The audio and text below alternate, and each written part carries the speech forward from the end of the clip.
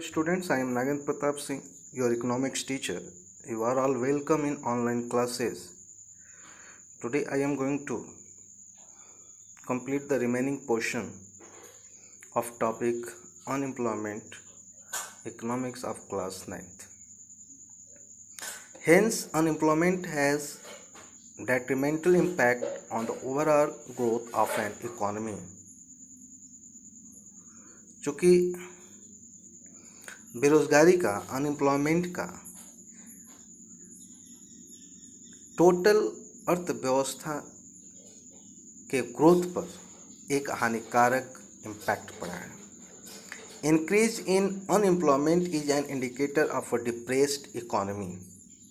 बढ़ती हुई बेरोजगारी, दबती हुई अर्थव्यवस्था, गिरती हुई अर्थव्यवस्था का सूचक होता है. It also wastes the resources which could have been gainfully employed. वे संसाधनों को भी बर्बाद करते हैं जिसको कि हम लाभप्रद तरीके से एम्प्लॉय कर सकते हैं. If people cannot be used as a resource, they naturally appear as a liability to the economy. यदि हम लोगों को रिसोर्सेस के रूप में, संसाधन के रूप में उनका इस्तेमाल नहीं करते हैं तो ये प्राकृतिक रूप से ऐसे प्रतीत होते हैं जैसे वो अर्थव्यवस्था के लिए आर्थिक जिम्मेदारी हैं. एक तरह के देखा जाए, एक तरह से तो अर्थव्यवस्था पे बोझ जैसा प्रतीत होते हैं. इन केस ऑफ इंडिया, भारत के केस में देखा जाए, भारत के मामले में देखा जाए तो statistically the unemployment rate is low. सांख्यिकी के आधार पे, लेखा जोखा के आधार पे यदि देखा जाए तो भारत के अंदर बेरोजगारी दर बहुत ही कम है. A large number of people represented with low income and productivity are counted as employed. इसका कारण ये है कि हमारे देश में ऐसे बहुत सारे लोग हैं जिनको हम एम्प्लॉयड के रूप में रिप्रेजेंट करते हैं, दर्शाते हैं, जबकि उनका इनकम जो होता है बहुत ही लो होता है. उनकी प्रोडक्टिविटी जो होती है, उत्पादकता जो होती है, वह भी बहुत लो होती है. लेकिन इसके बावजूद भी हम उनको एम्प्लॉयड यानी काम करते हुए दर्शाते हैं. यही कारण है कि अनएम्प्लॉयमेंट रेट जो है वो बहुत ही लो है. They appear to work throughout the year but in terms of their potential and income it is not adequate for them. वे ऐसे तो लगते हैं कि पूरे वर्ष काम कर रहे हैं, लेकिन उनकी क्षमता, उनका इनकम के हिसाब से देखा जाए कि जितना उनको अर्न करना चाहिए अपनी क्षमता के हिसाब से, वे नहीं कर पाते हैं, वह पर्याप्त नहीं होता है. The work that they are pursuing seems forced upon them. वे जो काम करते हैं ऐसा लगता है कि उन पे वो दबाव डाला गया है, ऐसा प्रतीत होता है. They may therefore want other work of their choice. ये ऐसा लगता है कि जैसे उनके ऊपर वो बोझ हो, प्रेशराइज्ड हो. ऐसा इसलिए कहा जा रहा है क्योंकि उनके क्षमता के हिसाब से, उनके कार्य के हिसाब से जो उनको इनकम मिलना चाहिए वो नहीं मिलता है. इसलिए वो उस काम को छोड़ के कोई अन्य काम करना वो चाहते हैं. Poor people cannot afford to sit idle. एक जो गरीब व्यक्ति है वो बेकार में नहीं बैठ सकता. क्यों? क्योंकि यदि वो कमाता है तो उसी से उसका घर चलता है. यदि वह एक दिन भी काम न करे तो उसका घर का चूल्हा नहीं जलेगा, क्योंकि उसका बैकग्राउंड अच्छा नहीं होता है आर्थिक रूप से. इसलिए उसको हर दिन काम करना पड़ता है, हर दिन घर के चूल्हे को जलाने के लिए. इसलिए वो खाली नहीं बैठ सकते। They tend to engage in any activity respective of its earning potential. वो अपने क्षमता के हिसाब से अर्न करने के लिए, कमाने के लिए वो कोई भी काम कर सकते हैं, किसी भी काम में वो एंगेज हो सकते हैं। Their earning keeps them on a bare subsistence level. उनकी जो अर्निंग है, जो उनकी आय है, केवल और केवल उनके जीवन के निर्वहन स्तर को बनाए रखती है। केवल उतना ही काम होता है जितना कि वो उनका परिवार चल सके। एक एग्जाम्पल इसमें देखिए, पिक्चर 2.6 में जब आप एक मोची के पास जाते हैं तो आप ही सोचिए उसके काम के बदले आप उसको कितना पैसा देते हैं, तो दिन भर में कितना कमाता होगा। तो जो कमाता है बमुश्किल वो उसके केवल परिवार के जो जरूरी खर्चे हैं वही चल पाता है। More over the employment structure is characterise by self employment in the primary sector. इससे भी अधिक जो है, जो एम्प्लॉयमेंट, जो रोजगार का स्ट्रक्चर है, ढांचा है, वो स्पेशली प्राइमरी सेक्टर में सेल्फ एम्प्लॉयमेंट के रूप में, स्वरोजगार के रूप में लोग एंगेज रहते हैं प्राइमरी सेक्टर में।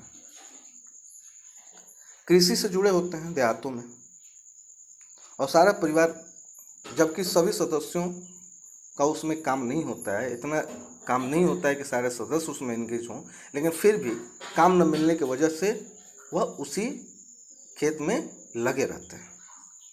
The whole family contributes in the field even though did not everybody is really needed. वास्तव में उन सबकी जरूरत नहीं होती, लेकिन फिर भी सब लोग क्या करते हैं, उसी में जुटे रहते हैं। So there is disguised unemployment in the agriculture sector. इसलिए एग्रीकल्चर सेक्टर में डिस्गाइज्ड अनएम्प्लॉयमेंट होता है। डिस्गाइज्ड अनएम्प्लॉयमेंट का मतलब क्या होता है? सपोज सोचिए कि एक खेत में जिसमें केवल 4 लोगों का ही काम है, लेकिन उसमें 6 लोग जुड़े हुए हैं, तो 2 लोग जो एक्स्ट्रा होते हैं, जिनकी उसमें वास्तव में देखा जाए तो ज़रूरत नहीं है, ऐसे ही 2 लोगों को डिस्गाइज्ड अनएम्प्लॉयमेंट उनके काम को बोला जाता है। But the entire family shares what has been produced. लेकिन जो कुछ भी उत्पादन होता है उसमें सब शेयर करते हैं। This concept of sharing of work in the field and the produce raise reduces the hardship of unemployment in the rural sector. और ये जो वर्क शेयरिंग का कंसेप्ट है, वो जो स्पेशली रूरल सेक्टर में जो बेरोजगारी की, जो अनएम्प्लॉयमेंट की कठिनाइयां हैं, उसको कम करता है। But this does not reduce the poverty of the family. बेरोजगारी की कठिनाई को तो दूर करता है, लेकिन परिवार के गरीबी को वो कम नहीं कर पाता है।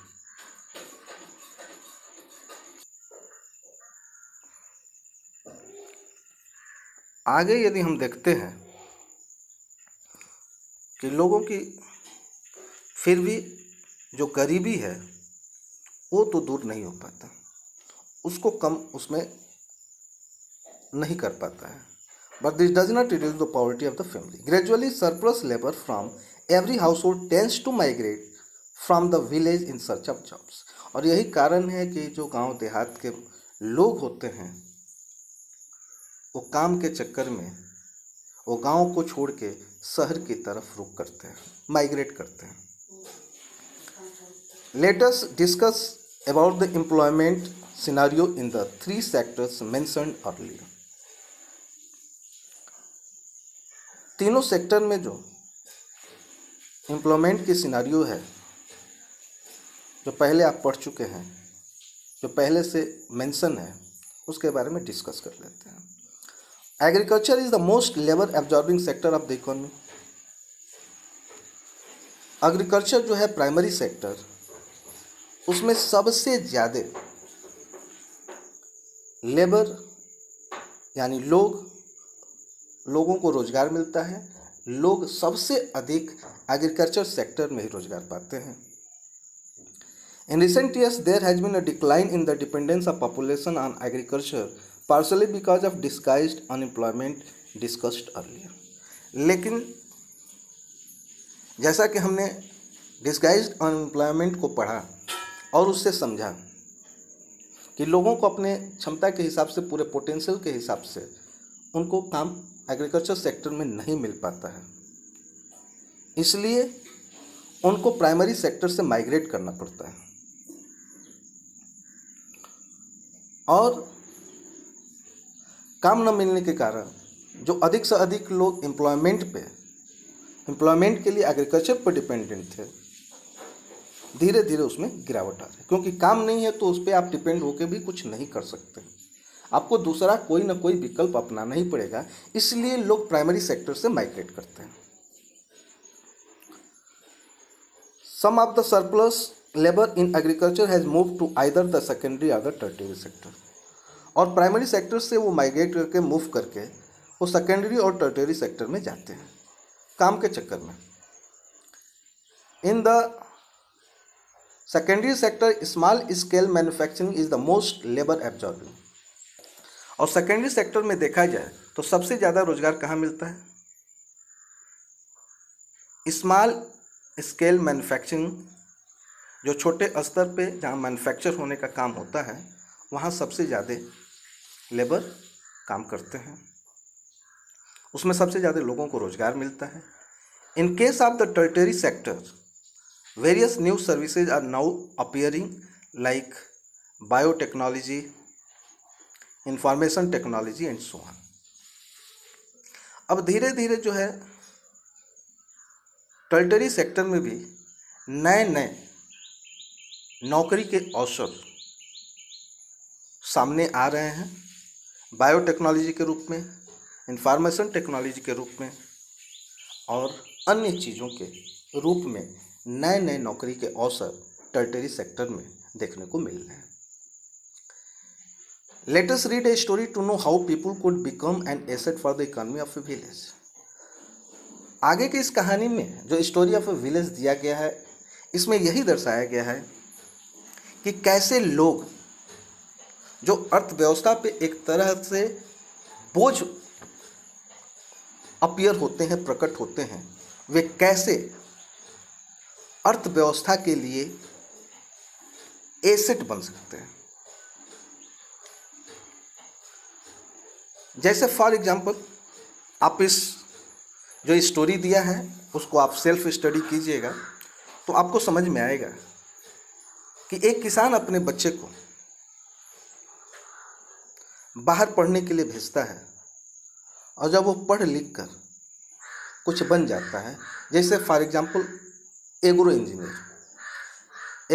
इंजीनियरिंग की पढ़ाई करने कोई एक किसान का बच्चा बाहर जाता है और एग्रो इंजीनियर जब बन के आता है तो अपने नॉलेज का उपयोग वो गांव के विकास के लिए करता है। उससे कई चीज़ें होती हैं, वह नया जॉब भी अपने गांव में प्रोड्यूस करता है, क्रिएट करता है, जिससे कि फॉर एग्जाम्पल समझ लीजिए वो ऐसा हल बनाता है जिससे कि खेत की जुताई अच्छी तरह से हो सके, बढ़िया से बढ़िया मिट्टी बनाई जा सके। और जानते हैं कि एग्रीकल्चर सेक्टर में मतलब खेती के लिए जब तक मिट्टी अच्छी नहीं होगी, जुताई बढ़िया नहीं होगा, तब तक बीजों का जमाव भी अच्छा नहीं होता है। तो इससे क्या होता है कि एक जॉब भी मिलता है, उनकी खेती का जो प्रोडक्शन है उसमें भी इंक्रीजमेंट होता है, तो उसके सरप्लस को बेचते हैं। नेबरिंग विलेज होता है या जो टाउनशिप होता है वहाँ जाकर वो बेचते हैं और इस तरह से वो प्रॉफिट कमाते हैं। उसके बाद कुछ लोग मान लीजिए कि अपने बच्चे को पढ़ाई के लिए, अपने बच्चों के पढ़ाई के लिए वो पंचायत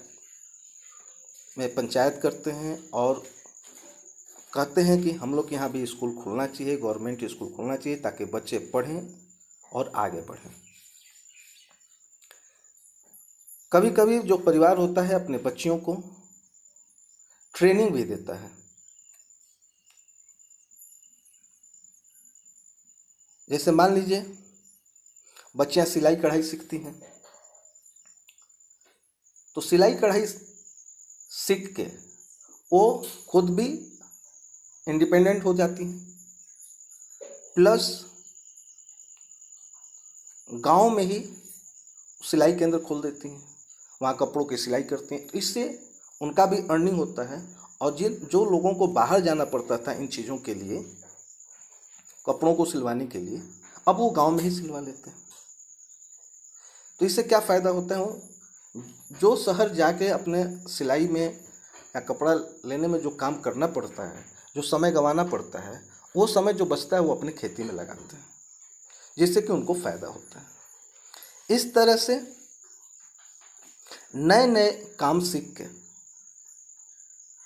नई नई चीज़ों में दक्षता हासिल करके, जब गांव के लोग आके गांव में ही अपनी दक्षता को सही रूप में इस्तेमाल करते हैं, तो वहाँ का विकास होता है, उस परिवार का विकास होता है, और लोग भी मोटिवेट होते हैं कि हमको भी कुछ करना है। तो इस तरह से जो कभी अर्थव्यवस्था के लिए बोझ बने थे, वो अब एक एसेट बन जाते हैं, और इस तरह से उस गांव का विकास हो जाता है। कोई इंजीनियर बन जाता है, कोई टीचर बन जाता है, कोई टेलर बन जाता है, और इस तरह से वे अपने गांव का विकास करते हैं, अपना विकास करते हैं और परिवार का विकास करते हैं। हम आशा करते हैं कि पॉइंट सभी आप लोगों को क्लियर हो गया होगा। इस वीडियो में बस इतना ही। इसके बाद नेक्स्ट वीडियो में मैं इसके एक्सरसाइज के सॉल्यूशन को आपको भेज दूंगा, और आप लोग इसको कंप्लीट कर लेंगे। तब तक के लिए धन्यवाद।